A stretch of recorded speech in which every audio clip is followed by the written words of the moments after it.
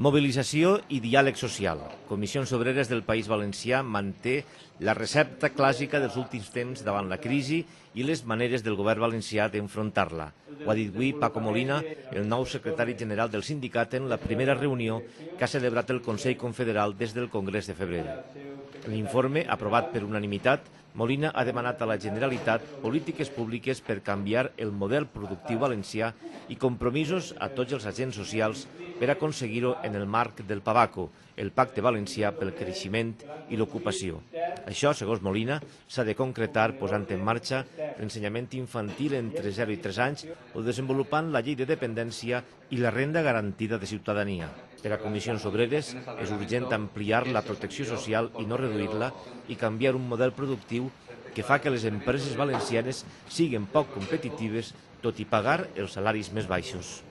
Les dades al País Valencià eren tal vegada pitjor que les dades que estaven apareguent negatives en el conjunt pròpiament de l'Estat.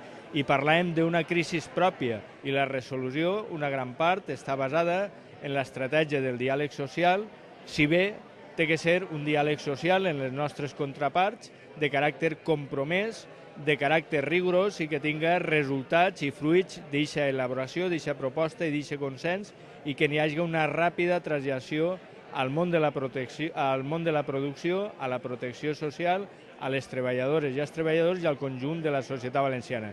I és el nostre eix del diàleg social. Si això no és així, lamentablement no estarem en aquest escenari. Nosaltres tenim veritablement un problema de competitivitat. Com és possible que en una economia globalitzada les nostres empreses, que estem a 10.300 euros de la renta per càpita més elevada del conjunt de l'Estat, les nostres empreses que són globals, que competeixen en una concurrència internacional i que tenen un factor cost molt més barat, presentem més expedients, més concursos i despedim més a la gent.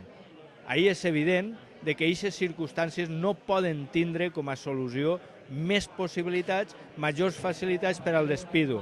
Nosaltres tenim que buscar un model productiu que és o té que ser substancialment diferent a lo que veníem fent fins ara, que competitivament s'ha d'alejar moltíssim de la intensitat de la mà d'obra i del factor cost. Nosaltres estem convençuts que des de la rigorositat les receptes que igual valen per al roto que per al descosío no són útils, no són eficients i no són eficaces. Tenim ganes, possibilitats i coneixements per eixir d'esta circumstància. El que no es pot pretendre és eixir d'esta circumstància uns damunt d'altres i davallant i rebentant més si cap el mercat de treball i la protecció social.